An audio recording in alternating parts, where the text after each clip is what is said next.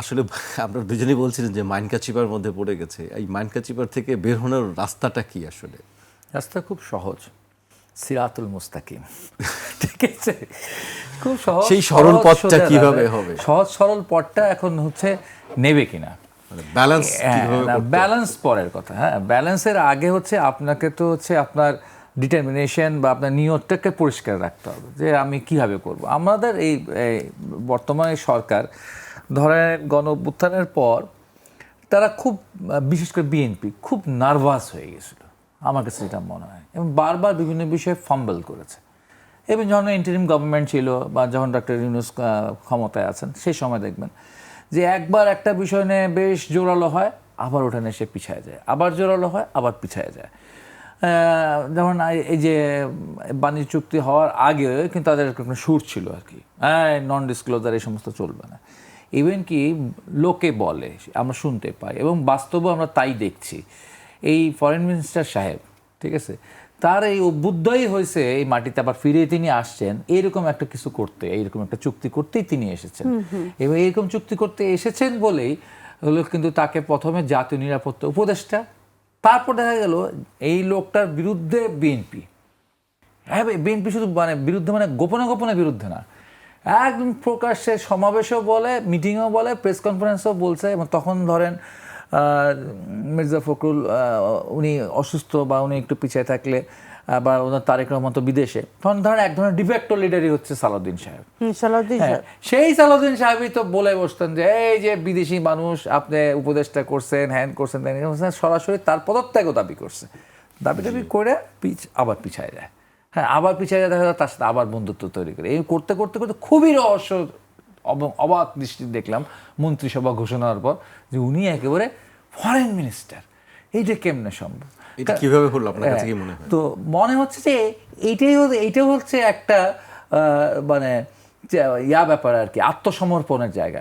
মানে আমার আমেরিকার বলয়ে ঢুকা, হ্যাঁ, আমেরিকার বলয়ে তো একরকম টার্কি আছে, অনেকে কিন্তু টার্কিকে একটা অন্যরকম ব্যাপার স্যাপার মনে করে। আমি একদিন এক জায়গায় গপ্প শুনতেছি আর কি, হ্যাঁ, আমি প্রতিবাদ করিনি, যে টার্কি তো ইচ্ছা করলে ইসরায়েলকে দেখাই দেবে, এবার টার্কি দেখাই দেবে।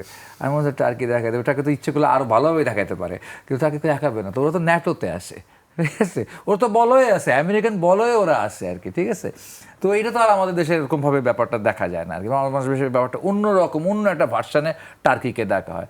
তো টার্কির আমেরিকার বলয়ে থাকা আর আমাদের বলয়ে থাকা কিন্তু এক না। আমরা কীভাবে বলা যাচ্ছে? আমরা বলতে যাচ্ছি যে একেবারে সারেন্ডার, ঠিক আছে, একদম আত্মসমর্পণ করে আমরা আমাদের ভূমি, আমাদের সমুদ্র, ঠিক আছে, আমাদের সব কিছু, এবং আমরা যেটুকু ব্যবসা বাণিজ্য করি সেই ব্যবসা বাণিজ্য আমরা করতে পারবো না। আমরা এমন একটা বিপদে আছি যে একজনের কাছ থেকে আমরা র ম্যাটেরিয়াল কিনি, আরেকজনের কাছে আমরা প্রোডাক্ট বেচি, ঠিক আছে। আমাদের কিন্তু ওই র ম্যাটেরিয়াল কেনার জায়গাও লাগে, প্রোডাক্ট বেচারও মার্কেট আমার লাগে। আমাদের এইভাবেই কিন্তু আমাদের অর্থনীতির ঘনীভূত রূপ থেকে কিন্তু আমাদের বের করতে হবে আমার আন্তর্জাতিক রাজনীতিটা, আমরা কি কোন কোন পথ আমরা নেব, সেই জায়গা থেকে আমাদের নিতে হবে আর কি।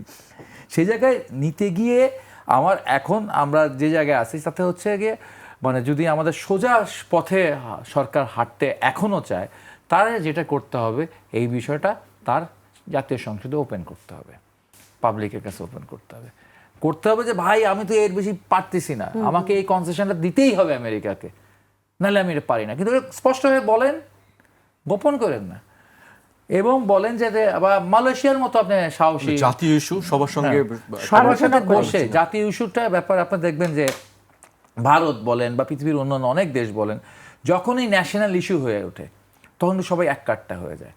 ইরানের কথাই বলেন, ইরানে তো হচ্ছে ইরান হামলার আগে দেখবেন ইরানে কিন্তু বিশাল লড়াই সংগ্রাম ছিল জনগণের সাথে, সরকার ডিভিশন ছিল, ঠিক আছে, সরকারের ইয়া ছিল, সেখানে হাজার হাজার লোককে কিন্তু এই সরকার গুলি করে মারছে, এই খমিনি গুলি করে মারছে।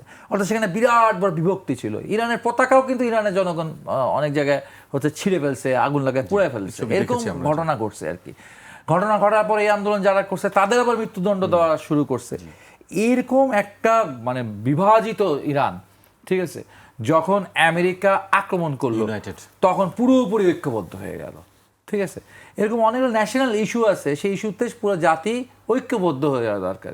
যে পন্থায় মানুষ হন না কেন, আপনি ঐক্য, ডাইন হোক বাম হোক, আপনি মুক্তিযুদ্ধের পক্ষে হোক যেটাই হোক, আপনি বিপক্ষের লোক হোক, যে পক্ষের লোক হোক, আপনি হচ্ছে সবাই একটা জায়গায় এসে দাঁড়ায় যাওয়া দরকার।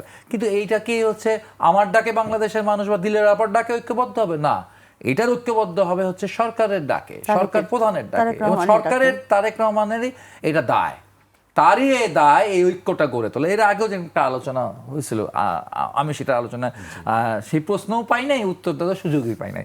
তারপরে তো হাপির তেজ করতেছিলাম বসে বসে, ইস আমাকে তো জিজ্ঞেস করলেন না, আমি জোর অপ্রাসঙ্গিকভাবে এটা ঢুকে যাই ওই আলোচনার ভিতরে, যে জুলাইয়ের যে ইউনিটি যেটা হচ্ছে 24-এ দেখা গেছে, যেটা এখন দেখা যায় না কেন, সেইটা আসলে মেরামত করবার দায় আসলে কার?